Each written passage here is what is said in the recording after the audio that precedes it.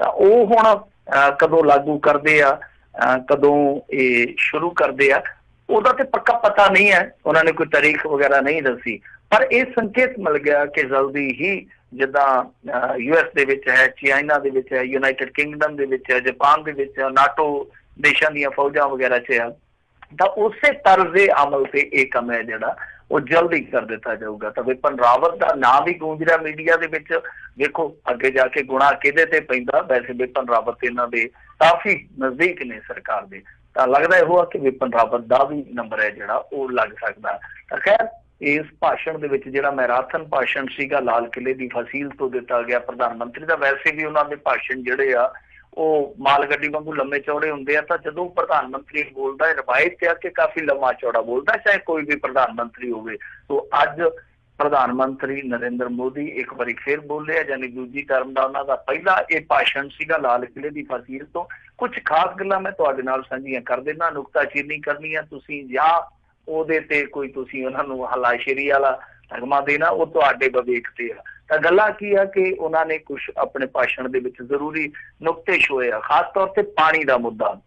ਤਾਂ ਪਾਣੀ ਦੇ ਮੁੱਦੇ ਨੂੰ ਲੈ ਕੇ ਉਹਨਾਂ ਨੇ ਕੁਝ ਬਹੁਤ ਵੱਡੇ ਮਹਾਨ ਲੋਕ ਜਿਹੜੇ ਸਾਧੂ ਸੰਤ ਹੋਏ ਆ ਇੱਥੇ 100 ਸਾਲ 200 ਸਾਲ ਜਾਂ 500 ਸਾਲ ਪਹਿਲਾਂ, ਜਿਨ੍ਹਾਂ ਨੇ ਇੱਕ ਭਵਿੱਖਬਾਣੀ ਕੀਤੀ ਸੀ, ਉਹਨਾਂ ਨੂੰ ਕੋਟ ਵੀ ਕੀਤਾ ਨਰਿੰਦਰ ਮੋਦੀ ਨੇ। ਤਾਂ ਨਾਲ ਉਹਨਾਂ ਨੇ ਕਿਹਾ ਕਿ ਅਸੀਂ ਇਸ ਪਾਣੀ ਵਾਸਤੇ 3.5 ਲੱਖ ਕਰੋੜ ਰੁਪਈਆ ਖਰਚਣ ਜਾ ਰਹੇ ਹਾਂ, ਮਤਲਬ ਕਿ ਹਰੇਕ ਤੱਕ ਜਲਦੀ ਪਹੁੰਚ ਹੋਊਗੀ। ਔਰ ਦੂਸਰੀ ਚੀਜ਼ ਕਿ ਜਲਦੀ ਸਾਂਭ ਸੰਭਾਲ ਵੀ ਜਿਹੜੀ ਆ ਉਹ ਯਕੀਨੀ ਬਣਾਵਾਂਗੇ। ਤਾਂ ਇਹਨੂੰ ਬਚਾਉਣਾ ਕਿੱਦਾਂ, ਇਹਦੇ ਵਾਸਤੇ ਜਨਤਾ ਨੂੰ ਅਵੇਅਰ ਵੀ ਕਰਾਂਗੇ। ਸੋ ਇਹ ਇੱਕ ਨੁਕਤਾ ਇਹਨਾਂ ਨੇ ਛੋਇਆ ਜਿਹੜਾ ਮੇਰੇ ਖਿਆਲ ਦੇ ਨਾਲ ਲਾਜ਼ਮੀ ਸੀਗਾ।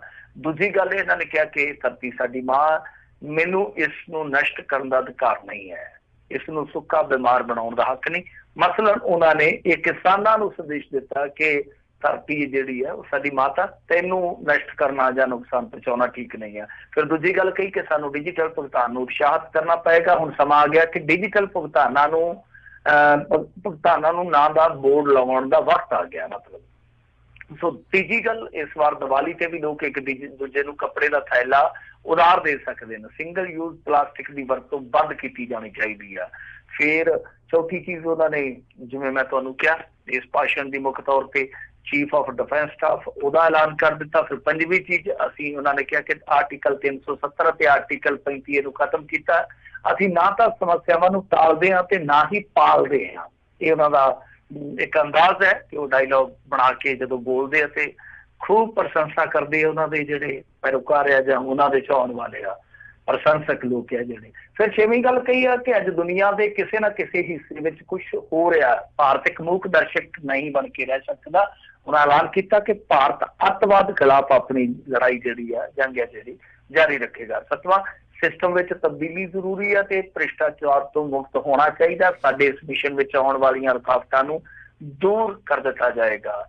ਫਿਰ ਨਾਲ ਉਹਨਾਂ ਨੇ ਕਿਹਾ ਕਿ ਦੇਸ਼ ਦੀਆਂ ਮੁਸਲਿਮ ਧੀਆਂ 3 ਤਲਾਕ ਉੱਤੇ ਡਰਦੀ ਜ਼ਿੰਦਗੀ ਬਤੀਤ ਕਰਦੀਆਂ ਸਨ, ਭਾਵੇਂ ਕਿ ਉਹ 13ਵੇਂ ਤਲਾਕ ਦੇ ਸ਼ਿਕਾਰ ਨਹੀਂ ਹੋਏ ਹਨ, ਪਰ ਅਸੀਂ ਮੁਸਲਿਮ ਔਰਤਾਂ ਦੇ ਸਨਮਾਨ ਵਿੱਚ ਇਹ ਮਹੱਤਵਪੂਰਨ ਫੈਸਲਾ ਭਾਰਤੀ ਸੰਵਿਧਾਨ ਦੀ ਭਾਵਨਾ ਦਾ ਸਤਿਕਾਰ ਕਰਦਿਆਂ ਲਿਆ ਹੈ। ਫਿਰ 9ਵੀਂ ਗੱਲ ਕਿ ਜੇ 130 ਕਰੋੜ ਦੇਸ਼ ਵਾਸੀ ਛੋਟੀਆਂ ਚੀਜ਼ਾਂ ਨਾਲ ਚੱਲਣ ਤਾਂ 5 ਖਰਬ ਡਾਲਰ ਦੀ ਆਰਥਿਕਤਾ ਬਹੁਤਿਆਂ ਨੂੰ ਮੁਸ਼ਕਲ ਲੱਗਦਾ, ਪਰ ਜੇ ਉਹ ਸਖਤ ਮਿਹਨਤ ਨਹੀਂ ਕਰਦੇ ਤਾਂ ਦੇਸ਼ ਅੱਗੇ ਕਿਵੇਂ ਵਧੇਗਾ। ਆਉਣ ਵਾਲੇ 5 ਸਾਲਾਂ ਵਿੱਚ ਅਸੀਂ 5 ਟ੍ਰਿਲੀਅਨ ਡਾਲਰ ਬਣ ਸਕਦੇ ਹਾਂ। ਤੇ ਨਾਲ ਹੀ ਉਹਨਾਂ ਕਿਹਾ ਕਿ ਇੱਕ ਦੇਸ਼ ਇੱਕ ਸੰਵਿਧਾਨ, ਉਹ ਸਭ ਨੂੰ ਪਤਾ ਹੀ ਹੈ ਇਹਨਾਂ ਦਾ ਨਾਰਾ। ਫਿਰ ਨਾਲ ਇੱਕ ਵਿਸ਼ੇਸ਼ ਤੌਰ ਤੇ ਉਹਨਾਂ ਨੇ ਜ਼ਿਕਰਤ ਕੀਤਾ ਜਨਸੰਖਿਆ ਵਾਲਾ ਮੁੱਦਾ। ਉਹ ਕਹਿੰਦੇ ਆ ਕਿ ਇਹ ਇੱਕ ਬਹੁਤ ਹੀ ਵੱਡੀਆਂ ਚੁਣੌਤੀਆਂ ਲੈ ਕੇ ਆ ਰਿਹਾ ਮਸਲਾ, ਸਾਡੀਆਂ ਨਵੀਆਂ ਪੀੜ੍ਹੀਆਂ ਵਾਸਤੇ ਨਵੀਆਂ ਚੁਣੌਤੀਆਂ ਲੈ ਕੇ ਆ ਰਿਹਾ। ਵੈਸੇ ਇਹਨਾਂ ਦਾ ਆਪਣਾ ਪਰਿਵਾਰ ਵੀ ਕੋਈ ਛੋਟਾ ਪਰਿਵਾਰ ਨਹੀਂ ਆ, ਫਿਰ ਉਦੋਂ ਸ਼ਾਇਦ ਸਮੇਂ ਹੋਰ ਹੋਣਗੇ। ਹੁਣ ਤੇ ਇਹਨਾਂ ਦਾ ਪਰਿਵਾਰ ਤੁਹਾਨੂੰ ਪਤਾ ਬਿਲਕੁਲ ਹੀ ਛੋਟਾ ਹੈ, ਪਰ ਜਿਹੜਾ ਇਹਨਾਂ ਦਾ ਆਪਣਾ ਪਰਿਵਾਰ ਹੈ ਉਹ ਕਾਫਾ ਵੱਡਾ ਸੀਗਾ, ਜਿਹੜਾ ਮਤਲਬ ਕਿ ਇਹਨਾਂ ਦੇ ਮਾਂ-ਬਾਪ ਦਾ ਪਰਿਵਾਰ ਸੀਗਾ। ਬਹਰਹਾਲ ਇਹ ਮੋਟੇ ਤੌਰ ਤੇ ਕੁਛ ਗੱਲਾਂ ਨੇ। ਆਜ਼ਾਦੀ ਦੇ ਦਿਹਾੜੇ ਤੇ ਤੁਹਾਨੂੰ ਪਤਾ ਹੀ ਆ ਕਿ ਕਿਸ ਤਰ੍ਹਾਂ ਫਿਰ ਪ੍ਰਧਾਨ ਮੰਤਰੀ ਜਦੋਂ ਬੋਲਦੇ ਆਪਣੀਆਂ ਪ੍ਰਾਪਤੀਆਂ, ਦੂਜੇ ਦੀਆਂ ਨਖੇਧੀਆਂ, ਸਾਰਾ ਕੁਛ ਚੱਲਦਾ। ਪਰ ਆਜ਼ਾਦੀ ਅਸਲ ਮਾਇਨਿਆਂ ਦੇ ਵਿੱਚ ਤੁਹਾਨੂੰ ਪਤਾ ਹੀ ਹੈ ਕਿ ਕੈਸੇ ਰੰਗ ਦੇ ਵਿੱਚ ਮਿਲਦੀ ਹੈ। ਉਹਦੇ ਰੰਗ ਜਿਹੜੇ ਆ 2 ਤਰ੍ਹਾਂ ਦੇ ਹੁੰਦੇ ਆ, ਅਮੀਰ ਦੀ ਹੋ ਰਿਹਾ, ਗਰੀਬ ਦੀ ਹੋ ਰਿਹਾ। ਤਾਂ ਕੁੱਲ ਮਿਲਾ ਕੇ ਸਮਾਂ ਜਿਹੜਾ ਉਹ ਵੀ ਕੁਝ ਐਸਾ ਹੀ ਹੈ, ਸੰਦੇਸ਼ ਦੇ ਰਿਹਾ ਕਿ ਲਗਾ ਦੋ ਕੋਈ ਆਜ਼ਾਦੀ ਕੋ ਟੀਕਾ ਸੁਨਾ ਹੈ, ਇਸ ਪਰ ਕਿਸੇ ਕੀ ਬੁਰੀ ਨਜ਼ਰ ਹੈ। ਕਿਹਦੀ ਹੈ ਉਹ ਤੁਸੀਂ ਜਾਣਦੇ ਹੋ, ਪਛਾਣਦੇ ਹੋ, ਸਮਝਦੇ ਹੋ। ਜੀ ਜੀ ਜੀ। ਅਗਲੀ ਜਿਹੜੀ ਮਿੰਟੂ ਜੀ ਗੱਲ ਕਰਦੇ, ਕਹਿੰਦੇ ਕੈਬਨਿਟ ਮੰਤਰੀ ਮਨਪ੍ਰੀਤ ਬਾਦਲ ਨੂੰ ਨਮੋਸ਼ੀ ਝੱਲਣੀ ਪਈ। ਦੇਖੋ, ਇਹਨਾਂ ਨੂੰ ਨਮੋਸ਼ੀ ਝੱਲਣੀ ਪਈ ਆ ਕਿਉਂਕਿ ਪੰਜਾਬ ਦੇ ਵਿੱਚ ਵੀ ਆਜ਼ਾਦੀ ਸਮਾਗਮ ਜਿਹੜੇ ਆ ਉਹ ਚੱਲਦੇ ਪਏ ਸੀਗੇ। ਅੱਜ ਦੀ ਤਾਰੀਖ ਦੇ ਵਿੱਚ ਤੁਹਾਨੂੰ ਪਤਾ ਹੀ ਆ ਕਿ ਜਿਹੜੇ ਮੰਤਰੀ ਆ ਉਹਨਾਂ ਨੇ ਵੱਖੋ ਵੱਖਰੇ ਹੈਡਕੁਆਟਰਾਂ ਤੇ ਜਾ ਕੇ ਝੰਡਾ ਫਹਿਰਾਇਆ, ਸਲਾਮੀ ਲਗਾਈ। ਤਾਂ ਏਦਾਂ ਹੀ ਮਨਪ੍ਰੀਤ ਸਿੰਘ ਬਾਦਲ ਦੀ ਵੀ ਮੋਗੇ ਦੇ ਵਿੱਚ ਮੇਰੇ ਖਿਆਲ ਦੇ ਨਾਲ ਡਿਊਟੀ ਲੱਗੀ ਸੀ ਕਿ ਜਾ ਕੇ ਇਹਨਾਂ ਨੇ ਇਹ ਸਾਰੀ ਰਸਮ ਜਿਹੜੀ ਉਹ ਪੂਰੀ ਕਰਨੀ ਸੀ। ਤਾਂ ਉੱਥੇ ਇੱਕ ਜਦੋਂ ਸਨਮਾਨ ਸਮਾਰੋਹ ਕੀਤਾ ਜਾ ਰਿਹਾ ਸੀਗਾ ਸ਼ਹੀਦਾਂ ਦੀ, ਜੋ ਵੀ ਉਹਨਾਂ ਦੀ ਫੈਮਿਲੀ ਆਈ ਸੀਗੀ, ਉਹਨਾਂ ਨੂੰ ਸਨਮਾਨਿਤ ਕੀਤਾ ਜਾ ਰਿਹਾ ਸੀ। ਤਾਂ ਉਸ ਵੇਲੇ ਦੱਸਦੇ ਆ ਕਿ ਇੱਕ ਸ਼ਹੀਦ ਦੀ ਮਾਂ ਨੇ ਸ਼ਾਲ ਲੈਣ ਤੋਂ ਇਨਕਾਰ ਕਰ ਦਿੱਤਾ। ਤਾਂ ਉਹਨਾਂ ਨੇ ਕਿਹਾ ਕਿ ਸ਼ਹੀਦਾਂ ਦੇ ਪਰਿਵਾਰਾਂ ਨਾਲ ਕੀਤੇ ਵਾਅਦੇ ਪੂਰੇ ਕੀਤੇ ਜਾਣ, ਸਾਨੂੰ ਸ਼ਾਲ ਦੀ ਜ਼ਰੂਰਤ ਨਹੀਂ ਹੈ, ਸਾਨੂੰ ਗੁਜ਼ਾਰੇ ਦੀ ਜ਼ਰੂਰਤ ਆ। ਉਹ ਕਹਿੰਦੇ ਕਿ ਸਾਨੂੰ ਪੈਨਸ਼ਨ ਨਹੀਂ ਮਿਲ ਰਹੀ, ਘਰ ਚਲਾਉਣ ਵਾਸਤੇ ਪੈਨਸ਼ਨ ਦੀ ਜ਼ਰੂਰਤ ਆ, ਸਨਮਾਨ ਵਿੱਚ ਮਿਲੇ ਸ਼ਾਲ ਦੇ ਨਾਲ ਘਰ ਨਹੀਂ ਚੱਲਦੇ। ਬਿਲਕੁਲ ਸ਼ਾਲ ਦੇ ਨਾਲ ਮਸ਼ਾਲ ਥੋੜੀ ਬਲਦੀ ਆ, ਜ਼ਿੰਦਗੀ ਦੀ ਮਸ਼ਾਲ ਨਹੀਂ ਬਲਦੀ, ਉਦਾਂ ਤੇ ਜਿੱਦਾਂ ਮਰਜ਼ੀ ਬਾਲ ਲਵੋ। ਤਾਂ ਖੈਰ ਦੂਜੇ ਪਾਸੇ ਬਠਿੰਡਾ ਵਿੱਚ ਵੀ ਦੱਸਦੇ ਕਿ ਸ਼ਹੀਦ ਪਰਿਵਾਰਾਂ ਨੇ ਵਿਰੋਧ ਕੀਤਾ। ਤਾਂ ਇਹ ਇੱਕ ਬੜੀ ਤਰਾਸਦੀ ਹੈ, ਟ੍ਰੈਜਡੀ ਹੈ ਕਿ ਉਦਾਂ ਤੇ ਤੁਹਾਨੂੰ ਪਤਾ ਹੀ ਫੌਜ ਦੇ ਨਾਂ ਤੇ ਕਿੱਦਾਂ ਲੋਕਾਂ ਨੂੰ ਜਜ਼ਬਾਤੀ ਕੀਤਾ ਜਾਂਦਾ, ਕਿੱਦਾਂ ਰਾਸ਼ਟਰਵਾਦੀ ਲੋਕ ਜਿਹੜੇ ਆ ਉਹ ਵੱਡੇ ਵੱਡੇ ਫਿਕਰੇ ਛੱਡਦੇ ਆ, ਵੱਡੇ ਵੱਡੇ ਜੁਮਲੇ ਛੱਡਦੇ ਆ। ਪਰ ਹਕੀਕਤ ਇਹੋ ਹੀ ਆ, ਜਿਨ੍ਹਾਂ ਦੇ ਮਰ ਜਾਂਦੇ ਆ ਉਹਨਾਂ ਨੂੰ ਸ਼ਹੀਦ ਕਹਿ ਲਓ, ਕੁਰਬਾਨ ਹੋਏ ਕਹਿ ਲਓ, ਜਿਨ੍ਹਾਂ ਦੇ ਚਲੇ ਜਾਂਦੇ ਆ ਉਸ ਤੋਂ ਬਾਅਦ ਠੀਕ ਆ ਅਰਲੀਆਂ ਵਾਲੇ ਵੀ ਪਹੁੰਚ ਜਾਂਦੇ ਆ ਸੱਥਰਾਂ ਤੇ 5-10 ਦਿਨ, ਨੇਤਾ ਵੀ ਅਫਸੋਸ ਰੱਜ ਕੇ ਕਰਦੇ ਆ। ਅਫਸੋਸ ਇਸ ਗੱਲ ਦਾ ਕਿ ਉਸ ਤੋਂ ਬਾਅਦ ਉਹਨਾਂ ਪਰਿਵਾਰਾਂ ਨੂੰ ਉਹਨਾਂ ਦੇ ਹਾਲਾਂ ਤੇ ਛੱਡ ਦਿੱਤਾ ਜਾਂਦਾ ਹੈ ਤੇ ਕਈ ਠੱਗੀਆਂ ਠੋਰੀਆਂ ਤੱਕ ਦੇ ਸ਼ਿਕਾਰ ਹੋ ਜਾਂਦੇ ਆ, ਭੁੱਖਾਂ ਪਿਆਸਾਂ ਦੇ ਸ਼ਿਕਾਰ ਹੋ ਜਾਂਦੇ, ਕਦੇ ਉਹਨਾਂ ਦੀ ਸਾਰ ਨਹੀਂ ਲਈ ਜਾਂਦੀ। ਤਾਂ ਮੇਰੇ ਖਿਆਲ ਦੇ ਨਾਲ ਇਹਦਾ ਤੇ ਸਭ ਤੋਂ ਵੱਡਾ ਹੱਲ ਇਹੋ ਹੀ ਆ ਕਿ ਜਿੱਦਾਂ ਕਿਸੇ ਨੇ ਕਿਹਾ ਨਾ ਕਿ ਦਰਦ ਜਬ ਦੂਰ ਤੱਕ ਪਹੁੰਚਤਾ ਹੈ ਜ਼ਖਮ ਨਸੂਰ ਤੱਕ ਪਹੁੰਚਤਾ ਹੈ, ਸਰਹਦੋਂ ਕੀ ਲੜਾਈਆਂ ਰੋਕੋ ਖੂਨ ਸ਼ੰਦੂਰ ਤੱਕ ਪਹੁੰਚਤਾ ਹੈ। ਲੜਾਈਆਂ ਹੀ ਰੋਕਣ ਦੀ ਜ਼ਰੂਰਤ ਆ, ਪਰ ਜੋ ਵੀ ਆ ਹੁਣ ਇਹ ਛੇਤੀ ਰੋਕਿਆ ਤੇ ਜਾ ਨਹੀਂ ਸਕਦਾ ਜਿਹੋ ਜਿਹੇ ਹਾਲਾਤ ਬਣੇ ਆ। ਤਾਂ ਜਿਹੜੇ ਇਸ ਤਰ੍ਹਾਂ ਦੇ ਪਰਿਵਾਰ ਆ ਉਹਨਾਂ ਦੀ ਜੋ ਦੇਖਭਾਲ ਆ ਉਹ ਯਕੀਨੀ ਬਣਾਉਣੀ ਚਾਹੀਦੀ ਆ। ਉਹਨਾਂ ਦਾ ਜੀਵਨ ਦਾ ਗੁਜ਼ਰ ਬਸਰ ਕਿਸ ਤਰ੍ਹਾਂ ਹੋ ਰਿਹਾ ਉਹ ਵੇਖਣ ਦੀ ਜ਼ਰੂਰਤ ਆ। ਉਹਨਾਂ ਨੂੰ ਕੀ ਤੰਗੀਆਂ ਤੁਰਸ਼ੀਆਂ ਨੇ, ਕਿਸ ਤਰ੍ਹਾਂ ਦੀਆਂ ਉਹਨਾਂ ਦੀਆਂ ਸਮੱਸਿਆਵਾਂ ਨੇ, ਉਹਨਾਂ ਦਾ ਨਿਵਾਰਨ ਜ਼ਰੂਰ ਹੋਣਾ ਚਾਹੀਦਾ। ਜੀ ਜੀ ਬਿਲਕੁਲ। ਅਗਲੀ ਜਿਹੜੀ ਗੱਲ ਕਰਦੇ, ਕਹਿੰਦੇ ਸੁਖਬੀਰ ਨੇ ਹੁਣ ਕੈਪਟਨ ਨੂੰ ਵੰਗਾਰਿਆ, ਕਾਂਗਰਸੀਆਂ ਨੇ ਅਕਾਲੀਆਂ ਨੂੰ ਘੇਰਿਆ। ਦੇਖੋ, ਇਹਨਾਂ ਦਾ ਆਪਸ ਦੇ ਵਿੱਚ ਅੱਜ ਆਡਾ ਲੱਗਿਆ ਰਿਹਾ ਹੈ। ਇਹਨਾਂ ਨੇ ਸੁਖਬੀਰ ਹੋਰਾਂ ਨੇ ਕੈਪਟਨ ਨੂੰ ਵੰਗਾਰਿਆ, ਕਾਂਗਰਸੀਆਂ ਨੇ ਅਕਾਲੀਆਂ ਨੂੰ ਘੇਰਿਆ। ਇਹਨਾਂ ਦਾ ਇਹੋ ਹੀ ਢੀਚੀ ਡੰਡਾ ਜਿਹੜਾ ਉਹ ਪਿਆ ਰਹਿਣਾ, ਇਹ ਕਦੇ ਨਹੀਂ ਮੁੱਕਣਾ। ਇੱਕ ਦੀ ਲਲਕਾਰ, ਦੂਸਰੇ ਦਾ ਪ੍ਰਤੀਕਾਰ, ਤੀਜੀ ਦੀ ਸਰਕਾਰ, ਚੌਥਾ ਵਿਰੋਧੀਦਾਰ। ਸੋ ਇਸੇ ਤਰ੍ਹਾਂ ਹੀ ਕਹਾਣੀਆਂ ਚੱਲਦੀਆਂ ਰਹਿਣੀਆਂ। ਤਾਂ ਖੈਰ ਇਹ ਅੱਜ ਬੋਲ ਰਹੇ ਸੀ ਰੱਖੜ ਪੁੰਨਿਆ ਤੇ ਤੁਹਾਨੂੰ ਪਤਾ ਹੀ ਆ ਕਿ ਕਾਨਫਰੰਸਾਂ ਕੀਤੀਆਂ ਜਾਂਦੀਆਂ। ਅਕਾਲੀਆਂ ਦੀ ਕਾਨਫਰੰਸ ਵਾਕਿਆ ਤੁਹਾਨੂੰ ਪਤਾ ਹੀ ਆ, ਇਹ ਸੱਚ ਆ ਕਿ ਕਾਫੀ ਭਰਵੀਂ ਹੁੰਦੀ ਆ, ਜੋਸ਼ ਹੁੰਦਾ ਉਹਨਾਂ 'ਚ ਵੀ। ਕਾਂਗਰਸ ਹੁਣ ਹੈਗੀ ਆ ਸੱਤਾਧਾਰੀ, ਤਾਂ ਕਾਂਗਰਸ ਦੀ ਰੈਲੀ ਵੀ ਭਰਵੀਂ ਹੋਏਗੀ, ਜ਼ਾਹਰਾ ਜੀ ਗੱਲ ਆ। ਕੱਟ ਪੱਖੋਂ ਤੇ ਗਿਣਤੀਆਂ ਮਿਣਤੀਆਂ ਕਰਨ ਦੀ ਲੋੜ ਹੀ ਨਹੀਂ ਮੇਰੇ ਖਿਆਲ ਦੇ ਨਾਲ। ਇਹ ਪੈਮਾਨੇ ਵੀ ਹੁਣ ਪਿੱਛੇ ਛੁੱਟ ਗਏ ਆ। ਇਹ ਇਕੱਠ ਜਿਹੜੇ ਆ ਉਹ ਇਹ ਤੈਅ ਨਹੀਂ ਕਰਦੇ ਕਿ ਕਿਹਦੀ ਹਵਾ, ਕੌਣ ਉੱਤੇ ਆ ਕੌਣ ਥੱਲੇ ਆ। ਤਾਂ ਗੱਲ ਇਹ ਆ ਕਿ ਸੁਖਬੀਰ ਸਿੰਘ ਬਾਦਲ ਹੋਰਾਂ ਨੇ ਕਾਫੀ ਲੰਮੇ ਹੱਥੀ ਲਿਆ ਨਸ਼ੇ ਦੇ ਮੁੱਦੇ ਤੇ। ਉਹਨਾਂ ਨੇ ਕਿਹਾ ਕਿ ਕਾਂਗਰਸੀ ਤੇ ਪੁਲਿਸ ਮਿਲ ਕੇ ਨਸ਼ੇ ਫੈਲਾ ਰਹੇ ਆ। ਨਾਲ ਉਹਨਾਂ ਨੇ ਕਿਹਾ ਕਿ ਕੈਪਟਨ ਅਮਰਿੰਦਰ ਸਿੰਘ ਨੇ ਗੁਟਕਾ ਸਾਹਿਬ ਦੀ ਝੂਠੀ ਸਹੁੰ ਚੁੱਕ ਕੇ ਬੇਅਦਬੀ ਕੀਤੀ ਆ। ਇਹ ਤੁਸੀਂ ਆਪ ਹੀ ਦੇਖ ਲਓ ਕਿ ਨਸ਼ੇ ਦੇ ਮੁੱਦੇ ਤੇ ਕਿਸ ਤਰ੍ਹਾਂ ਘੇਰਨ ਦਾ ਯਤਨ ਕਰਦੇ ਪਏ ਸੁਖਬੀਰ ਸਿੰਘ ਬਾਦਲ ਹੋਰੀ ਲਗਾਤਾਰ। ਪਰ ਜਦੋਂ ਤੁਸੀਂ ਸੁਖਬੀਰ ਸਿੰਘ ਬਾਦਲ ਦੇ 3 ਸਾਲ 4 ਸਾਲ 5 ਸਾਲ ਪਹਿਲਾਂ ਦੇ ਬਿਆਨ ਚੁੱਕ ਕੇ ਦੇਖੋਗੇ ਤਾਂ ਫਿਰ ਸਵਾਲ ਉੱਠਦਾ ਕਿ ਤੁਸੀਂ ਤੇ ਕਹਿੰਦੇ ਸੀਗੇ ਕਿ ਹਾੜਾ ਪੰਜਾਬ ਨੂੰ ਬਦਨਾਮ ਨਾ ਕਰੋ। ਉਦੋਂ ਤੇ ਇਹਨਾਂ ਦੀ ਸਪੋਰਟ ਤੇ ਕਈ ਵੱਡੀਆਂ ਸੈਲੀਬ੍ਰਿਟੀਜ਼ ਵੀ ਆ ਗਈਆਂ ਸੀਗੀਆਂ। ਉਹ ਕਹਿੰਦੇ ਸੀਗੇ ਕਿ ਨਹੀਂ, ਨਾਮਚੀਨ ਹਸਤੀਆਂ ਕਹਿੰਦੇ ਸੀ ਪੰਜਾਬ ਨੂੰ ਬਦਨਾਮ ਨਾ ਕਰੋ। ਤਾਂ ਕੀ ਗੱਲ ਆ ਕਿ 1.5 2 3 ਸਾਲਾਂ 'ਚ ਨਸ਼ਾ ਆਇਆ? ਨਹੀਂ, ਨਸ਼ੇ ਦੀ ਸਮੱਸਿਆ ਪਹਿਲਾਂ ਹੀ ਸੀ, ਪਰ ਤੁਸੀਂ ਉਦੋਂ ਮੰਨੇ ਨਹੀਂ ਕਿਉਂਕਿ ਤੁਸੀਂ ਡੰਗ ਟਪਾਉਣਾ ਸੀ। ਹੁਣ ਉਹੀ ਹਿਕਮਤ ਅਮਲੀ, ਉਹੀ ਰਣਨੀਤੀ ਹੈ ਜਿਹੜੀ ਇਹਨਾਂ ਦੀ ਆ ਕਿ ਡੰਗ ਟਪਾ ਕੇ 5 ਸਾਲ ਮਲਾਈ ਸ਼ਲਾਈ ਖਾ ਕੇ ਵਾਜੇ ਵਜਾ ਕੇ ਤੇ ਚੁੱਪ ਕਰਕੇ ਰੁਖਸਤ ਹੋ ਜਾਓ। ਫਿਰ ਹੋਰ ਕੀ ਆ, ਕਰਨਾ ਕਰਾਉਣਾ ਤੇ ਕੱਖ ਨਹੀਂ। ਕਹਾਣੀ ਇੰਨੀ ਜ਼ਿਆਦਾ ਵਿਗੜੀ ਪਈ ਆ, ਤਾਣੀ ਇੰਨੀ ਜ਼ਿਆਦਾ ਉਲਝੀ ਪਈ ਆ ਕਿ ਇਹਨਾਂ ਦੇ ਕੋਲ ਹੱਲ ਹੀ ਹੈ ਨਹੀਂ। ਨਾ ਇੱਛਾ ਸ਼ਕਤੀ ਆ ਤੇ ਨਾ ਸ਼ਕਤੀ ਆ, ਕੁਛ ਵੀ ਨਹੀਂ ਹੈਗਾ।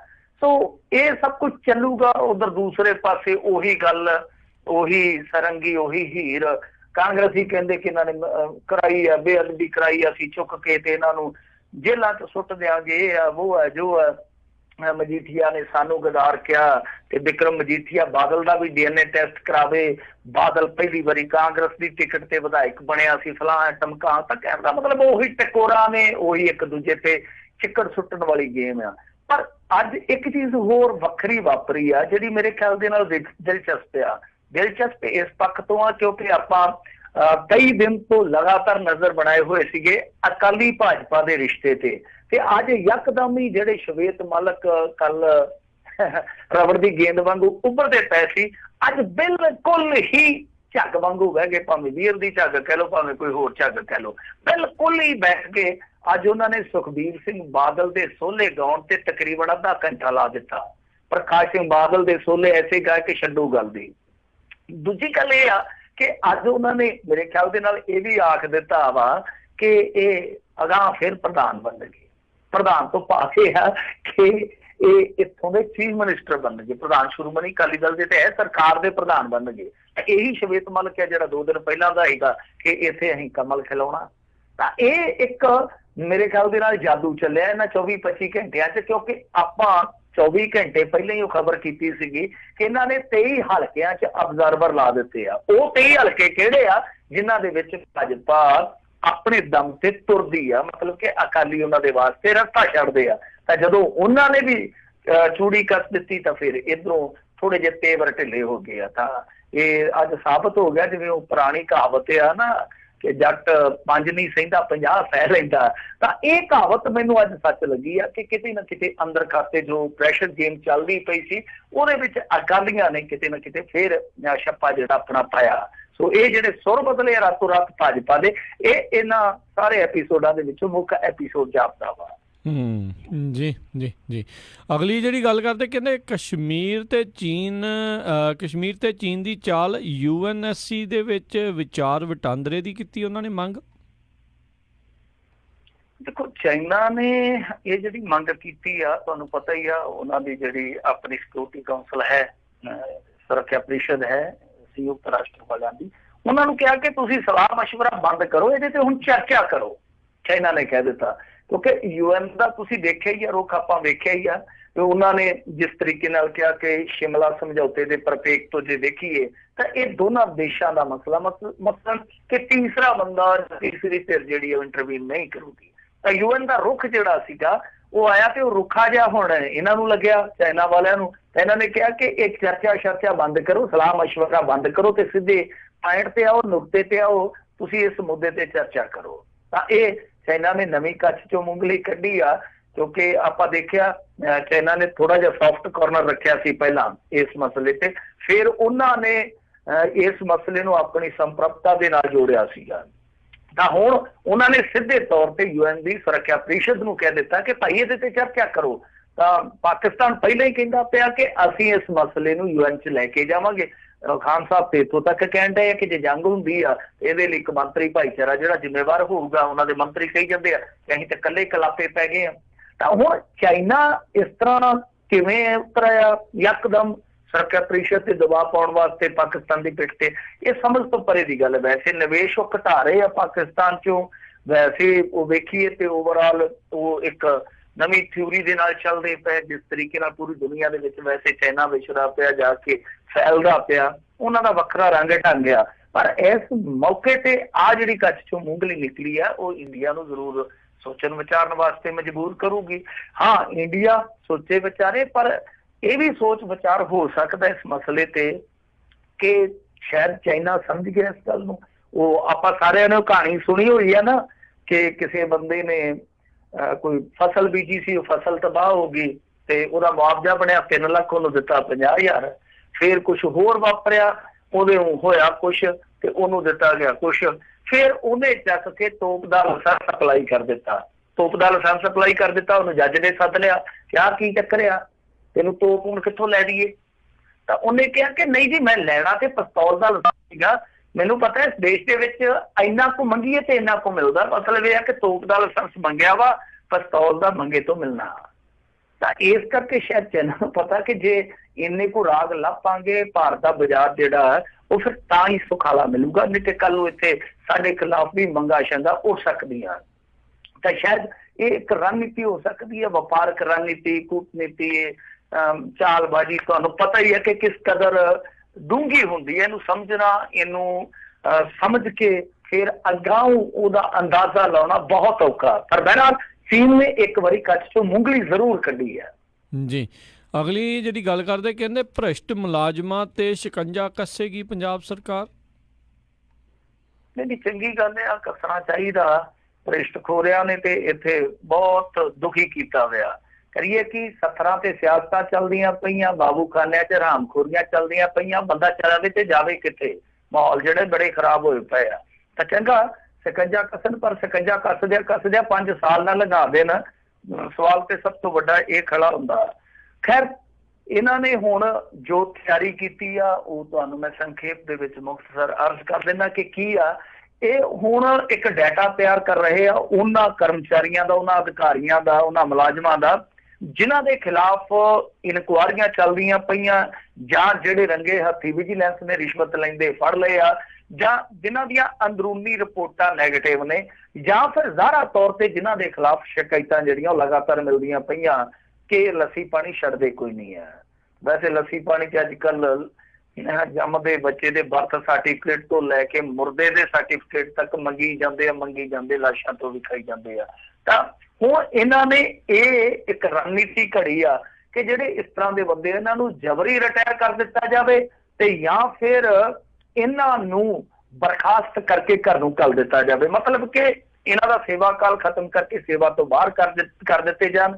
ਜਿੱਦਾਂ ਹੋਰ ਵੀ ਮਿਲਦੀਆਂ ਨੇ ਸਹੂਲਤਾਂ, ਡੈਪੂਟੇਸ਼ਨ, ਫਿਰ ਐਕਸਟੈਂਸ਼ਨ ਦੇ ਦਿੱਤੀ ਜਾਂਦੀ ਹੈ ਕਈਆਂ ਨੂੰ ਰਿਟਾਇਰਮੈਂਟ ਤੋਂ ਬਾਅਦ, ਕਿ ਮਤਲਬ ਇਹ ਵੀ ਗੇਟ ਬੰਦ ਕਰ ਦਿੱਤੇ ਜਾਣ ਇਹਨਾਂ ਵਾਸਤੇ। ਤਾਂ ਮੇਰੇ ਖਿਆਲ ਦੇ ਨਾਲ ਦੇਖੋ ਹੋਊਗਾ ਜਾਂ ਨਹੀਂ ਹੋਊਗਾ ਉਹ ਇੱਕ ਵੱਖਰੀ ਗੱਲ ਆ, ਪਰ ਸੋਚ ਇਹ ਵਧੀਆ, ਅਪਰੋਚ ਵਧੀਆ ਕਿ ਤੁਸੀਂ ਇਸ ਤਰ੍ਹਾਂ ਜੇ ਕਰਦੇ ਹੋ ਤਾਂ ਘੱਟੋ ਘੱਟ ਅਫਸਰਸ਼ਾਹੀ ਨੂੰ, ਬਾਬੂਸ਼ਾਹੀ ਨੂੰ ਇੱਕ ਡਰ ਤੇ ਹੋਊਗਾ, ਭੈ ਤੇ ਹੋਊਗਾ ਕਿ ਮਸੀ ਨੌਕਰੀ ਮਿਲ ਰਹੀ ਅੱਜ ਕੱਲ੍ਹ ਦੇ ਜ਼ਮਾਨੇ ਦੇ ਵਿੱਚ, ਕਿਤੇ ਪੱਕੀ ਫਸਲ ਤੇ ਗੜੇ ਨਾ ਪੈ ਜਾਣ। ਇੱਕ ਡਰ ਹੋਊਗਾ, ਭੈ ਹੋਊਗਾ।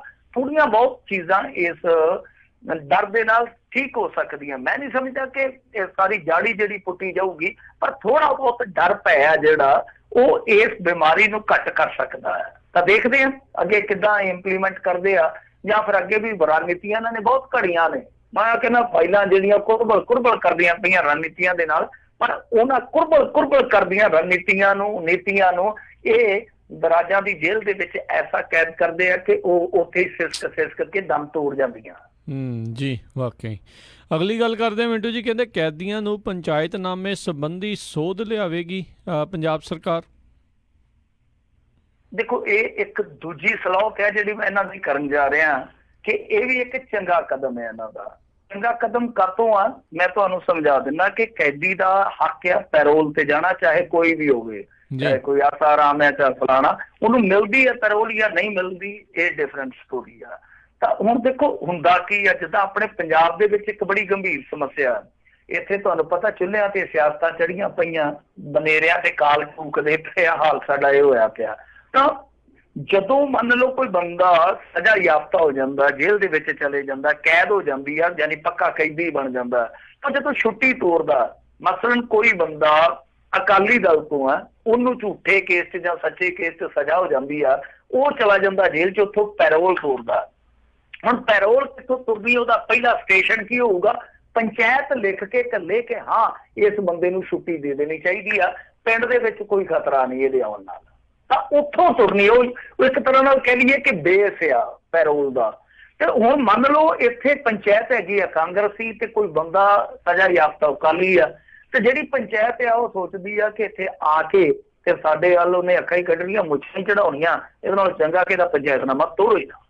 ਤਾਂ ਉਹ ਕੀ ਕਰਦੇ ਕਿ ਪੰਚਾਇਤਨਾਮਾ ਦਿੰਦੇ ਨਹੀਂ ਆ। ਤਾਂ ਹੁਣ ਇਹ ਇਸ ਤਰ੍ਹਾਂ ਦੀ ਇੱਕ ਸੋਧ ਲਿਆਉਣ ਡਏ ਆ ਜਿਹਦੇ ਵਿੱਚ ਮੰਨ ਲਓ ਜੇ 2 ਵਾਰੀ ਪੰਚਾਇਤਨਾਮਾ ਨਹੀਂ ਘੱਲਿਆ ਜਾਂਦਾ ਤਾਂ ਤੀਜੀ ਵਾਰੀ ਇਹ ਸਮਝ ਲਿਆ ਜਾਊਗਾ ਕਿ ਉਹ ਕੈਦੀ ਦੇ ਹੱਕ 'ਚ ਆ। ਮਤਲਬ ਜੇ ਨਹੀਂ ਘੱਲਦੇ, ਤੀਜੀ ਵਾਰ ਮੰਗਾਇਆ ਵੀ ਨਹੀਂ ਘੱਲਦੇ, ਤਾਂ ਸਮਝ ਲਿਆ ਜਾਊਗਾ ਕਿ ਕੈਦੀ ਦੇ ਹੱਕ 'ਚ ਆ। ਤਾਂ ਇਹਦਾ ਮਤਲਬ ਇਹ ਆ ਕਿ ਫਿਰ ਪੰਚਾਇਤਨਾਮੇ ਦੀ ਲੋੜ ਨਹੀਂ ਪੈਣੀ, ਕੈਦੀ ਜਿਹੜਾ ਉਹ ਆਪਣੀ ਦੂਸਰੀ ਪ੍ਰਕਿਰਿਆ ਪੂਰੀ ਕਰਕੇ ਘਰ ਨੂੰ ਜਾ ਸਕਦਾ ਹੈ। ਤਾਂ ਇਹ ਠੀਕ ਆ ਕਿਉਂਕਿ ਰਾਜਨੀਤੀ ਇਸ ਤਰ੍ਹਾਂ ਕਰਦੀ ਆ। ਖੈਰ ਦੂਜੀਆਂ ਹੋਰ ਵੀ ਕੁਝ ਸੋਧਾਂ ਕਰਨ ਦੀ ਜ਼ਰੂਰਤ ਆ। ਛੁੱਟੀ ਦੀ ਜਿਹੜੀ ਪ੍ਰਕਿਰਿਆ ਬੜੀ ਜਟਿਲ ਆ। ਜੇ ਗਰੀਬ ਮਾਤੜ ਛੁੱਟੀ ਭਰਾਵੇ ਤੇ ਬਹੁਤ ਔਖਾ ਹੁੰਦਾ, ਉਹਦੇ ਲਈ ਕਾਰਜ ਬਹੁਤ ਔਖਾ, ਬਹੁਤ ਪਾਪੜ ਵੇਲਣੇ ਪੈਂਦੇ, ਹੋਰ ਵੀ ਕਈ ਦਿੱਕਤਾਂ ਪਰੇਸ਼ਾਨੀਆਂ ਨੇ।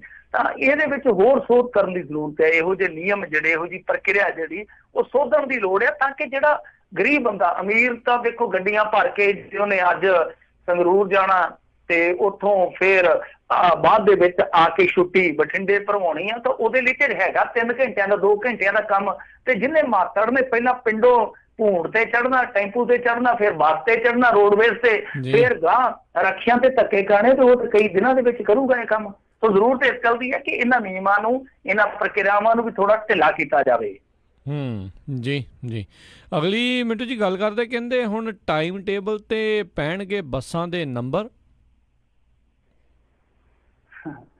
ਮੇਲਾ ਲੁਟਾ ਕੇ ਹੋਸ਼ ਦੇ ਵਿੱਚ ਆਉਂਦੇ ਆ। ਸਹੀ ਗੱਲ। ਹੁਣ ਦੇਖੋ ਬੱਸਾਂ ਦੇ ਟਾਈਮ ਟੇਬਲ ਦਾ ਕੀ ਰੌਲਾ।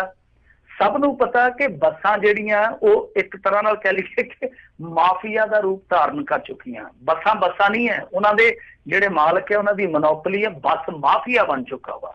ਹੁਣ ਇਸ ਮਾਫੀਆ ਦੇ ਖਿਡਾਰੀ ਕੌਣ ਆ ਦੱਸਣ ਦੀ ਜ਼ਰੂਰਤ ਨਹੀਂ। ਦੁਆਬੇ 'ਚ ਕੌਣ ਖਿਡਾਰੀ ਬੈਠਾ, ਮਾਝੇ 'ਚ ਕੌਣ ਖਿਡਾਰੀ ਬੈਠਾ, ਮਾਲਵੇ 'ਚ ਵੱਡੇ ਟਰਾਂਸਪੋਰਟਰ ਕੌਣ ਆ। ਆਹੀ ਹੈ ਨਾ, ਮਾਝਾ, ਮਾਲਵਾ, ਦੁਆਬਾ। ਤਾਂ ਤਿੰਨਾਂ ਦੇ ਵਿੱਚ ਹੀ ਤੁਸੀਂ ਦੇਖ ਲਓ, ਤਿੰਨਾਂ ਖਿੱਤਿਆਂ ਦੇ ਵਿੱਚ ਕੌਣ ਬੈਠੇ ਆ। ਇਹ ਚੰਗੀ ਤਰ੍ਹਾਂ ਦੁਆਬੀਏ ਜਾਣਦੇ ਆ ਕਿ ਉੱਥੇ ਸਭ ਤੋਂ ਵੱਡੇ ਟਰਾਂਸਪੋਰਟਰ ਕੌਣ ਆ।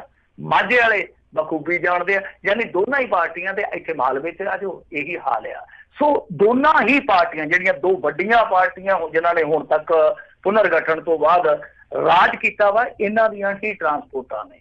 ਤਾਂ ਜੇ ਟਾਈਮ ਟੇਬਲ ਦੇ ਵਿੱਚ ਪਰਮਿਟ ਨੰਬਰ ਪਾਉਣ ਦੀ ਨੌਬਤ ਆ ਰਹੀ ਆ, ਬੱਸ ਨੰਬਰ ਪਾਉਣ ਦੀ ਨੌਬਤ ਆ ਰਹੀ ਆ, ਇਹਦਾ ਮਤਲਬ ਆ ਕਿ ਇਹਨਾਂ ਨੇ ਹੀ ਗੰਦ ਪਾਇਆ।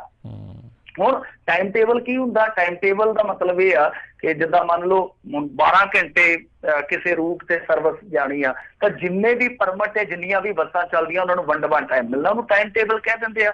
ਜਿੱਦਾਂ ਆਪਣੀ ਪਾਣੀ ਦੀ ਵਾਰੀ ਹੁੰਦੀ ਆ ਖੇਤਾਂ ਦੇ ਵਿੱਚ, ਜਿੰਨੀ ਕਿਸੇ ਦੇ ਕੋਲ ਪਹਿਲੀ ਆ, ਉਸ ਹਿਸਾਬ ਕਿਤਾਬ ਦੇ ਨਾਲ ਫਿਰ ਉਹ ਵੰਡਵਾ ਪਾਣੀ ਆ ਜਾਂਦਾ ਕਿ ਹਫ਼ਤੇ ਬਾਅਦ ਤੋਂ ਇੰਨੇ ਮਿੰਟ ਲਾਉਣਾ, ਹਫ਼ਤੇ ਬਾਅਦ ਤੋਂ ਇੰਨੇ ਘੰਟੇ ਲਾਉਣਾ। ਆਹੀ ਫੰਡਾ ਜਿਹੜਾ ਉਹ ਬੱਸਾਂ ਦੇ ਟਾਈਮ ਟੇਬਲ ਦਾ ਹੁੰਦਾ। ਪਰ ਟਾਈਮ ਟੇਬਲ ਜਿਹੜਾ ਉਹ ਇੱਕ ਤਰ੍ਹਾਂ ਨਾਲ ਕਹਿ ਲਈਏ ਗੋਲ ਟੇਬਲ ਬਣ ਗਿਆ। ਉਹਨੂੰ ਉਸ ਬੰਦੇ ਦੀ ਇਸ਼ਾਰੇ ਤੇ ਗੇਮ ਚਲਾਉਣੀ ਪੈਂਦੀ ਆ, ਜਿਹੜੇ ਉਹ ਕਰਤਾ ਹੁੰਦੇ ਆ, ਜੋ ਬੰਦਾ ਪਾਵਰ ਦੇ ਵਿੱਚ ਹੁੰਦਾ। ਅਸੀਂ ਦੇਖਿਆ ਕਿ ਕਿਸ ਤਰ੍ਹਾਂ ਫਿਰ ਬਾਦਲਾਂ ਕੀਆਂ ਬੱਸਾਂ ਜਿਹੜੀਆਂ ਉਹ ਟਾਈਮ ਟੇਬਲ ਮਿੱਧ ਦੀਆਂ ਚੱਲਦੀਆਂ ਸੀ। ਇੱਕ ਤੇ ਇਹ ਸਮੱਸਿਆ ਕਿ ਟਾਈਮ ਖਾ ਲਿਆ ਜਾਂਦਾ ਸੀਗਾ, ਟਾਈਮ ਵੱਧ ਪਵਾ ਲਿਆ ਜਾਂਦਾ ਸੀਗਾ।